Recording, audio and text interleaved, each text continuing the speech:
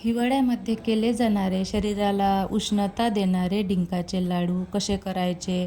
अगदी सोपी पद्धत आहे. तर चला मग आपण याची कृती बघूया आणि त्याआधी साहित्य बघूया. तर इथे मी अर्धा किलो काळ्या पाटीचं खोबरं असं किसून घेतलं. 1 किलो खारीक पावडर रेडीमेडच घेतलेली आहे आणि इथे मी 125 ग्रॅम बदाम, 125 ग्रॅम काजू आणि 125 ग्रॅम अक्रोड घेतले, त्याचे तुकडे करून घेतले. 100 ग्रॅम डिंक घेतला. आता त्याचसोबत 100 ग्रॅम मनुके घेतले. 125 ग्रॅम गोडंबी घेतली आणि 100 ग्रॅम पिस्ता घेतलेला आहे. 1 चम्मच जायफळ पावडर आणि 1 चम्मच विलायची पावडर घेतलेली आहे. आणि यात टाकायसाठी अशा प्रकारचा बुरा घेतला. तो आहे अर्धा किलो. बुरा म्हणजे ही बनारसी साखर आहे. ती साखर आपल्याला लाडवात टाकायची आहे. त्याचसोबत 1 पाव साजूक तूप घेतलं. तर हे जे आपण ड्रायफ्रूट्स घेतले ते तुकडे करायच्या आधी असे कॉटनच्या कापडावर असे घासून काढायचे, पुसून घ्यायचे, स्वच्छ पुसून घ्यायचे. त्याला खूप धूळ असते, खूप घाण असते त्याला लागलेली, तर तसे वापरायचे नाही. तर असे सगळे ड्रायफ्रूट्स असे कापडावर घासून घ्यायचे, मगच त्याचे तुकडे करून घ्यायचे. मी इथे बदाम घासून घेतली, नंतर काजू पण असेच कापडावर घासून घेतले. त्याची सगळी धूळ त्या कापडाला लागते आणि आपले ड्रायफ्रूट्स स्वच्छ होतात. तसे वापरायचे नाही. पहा किती धूळ निघते. पहा अशीच गोडंबी पण मी कापडावर पुसून घासून घेतलेली आहे. खूप घाण असते आणि त्यानंतरच आपल्याला ही लाडवासाठी वापरायची आहे. चला मग आता हे सगळे स्वच्छ केले आणि त्याचे तुकडे करून ठेवलेलेच होते. आता हे आपल्याला भाजून घ्यायचे आहेत ड्रायफ्रूट्स. तर त्यासाठी मी थोडंसं 1 चम्मचभर तूप कढईत टाकलं. गॅसची फ्लेम ही मंद ठेवायची. तूप वितळलं की यात टाकायचं आधी किसलेलं खोबरं. तर अर्धा किलो खोबरं घेतलेलं आहे. तर सगळंच्या सगळं किसलेलं खोबरं त्या कढईत टाकते, कारण कढई खूप मोठी आहे तर एकाचेने भाजून होते. तर जास्त भाजायचं नाही आहे.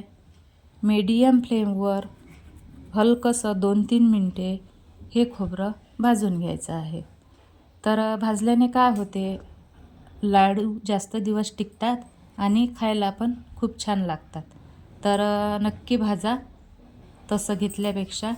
आणि खोबऱ्याचा किस भाजून झाला की यातच आपल्याला खोबऱ्याचा किस काढून घ्यायचा आणि याच कढईत 1 चम्मचभर तूप टाकून खारीक पावडर पण अशीच 2-3 मिनटासाठी भाजून घ्यायची आहे. तर खारीक पावडर पण भाजून घेतली.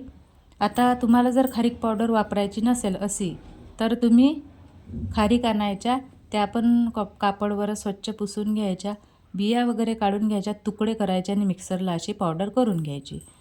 आता खारीक पावडर झाल्यावर ती पावडर पण काढून घ्यायची आणि जे ड्रायफ्रूट्स आहे, काजू, गोडंबी, मनुके, पिस्ते, बदाम, अक्रोड, हे पण 1 चम्मच तूप टाकून असे हलकेसे 2-3 मिनटासाठी भाजून घ्यायचे. जास्त भाजायचं काम नाही, हलकेसे भाजायचे आणि एका डिशमध्ये थंड करायला काढायचे.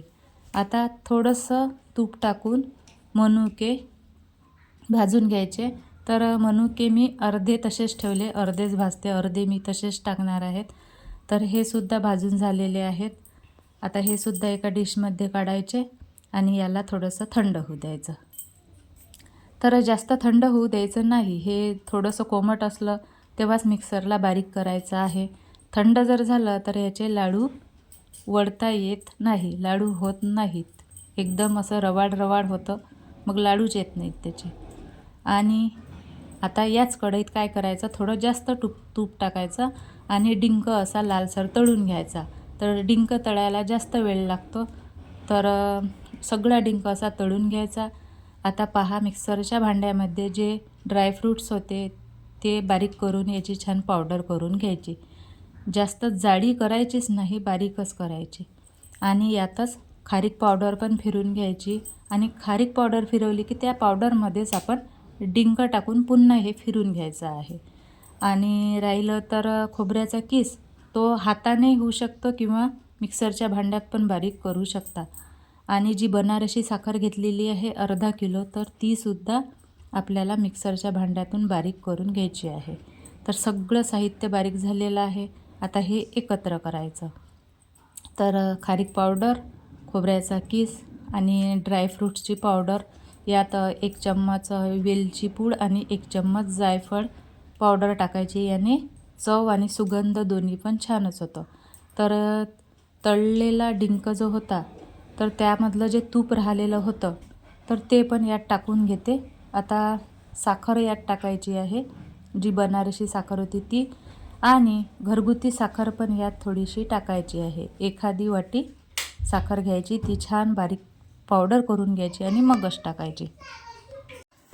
कसं तुम्हाला कितपत गोड पाहिजे लाडू त्यावर अवलंबून असते. तर आता हे सगळं मिश्रण मी एकत्र केलं होतं. यात काय करायचं, तर अर्धी वाटी तूप टाकायचं. तूप गरम करायचं नाही, असंच पातळ पातळ थोडंसं हलकंसं कोमट करायचं तूप आणि ते तूप त्यात टाकायचं आणि मस्तपैकी असे लाडू वळून घ्यायचे. तर हे जे मिश्रण आहे हे कोमट असतानाच याचे लाडू वळायचे. थंड जर झाले तर लाडू वळता येत नाही. तर अशा प्रकारे खूप सारे लाडू एवढ्या मिश्रणात तयार होतात.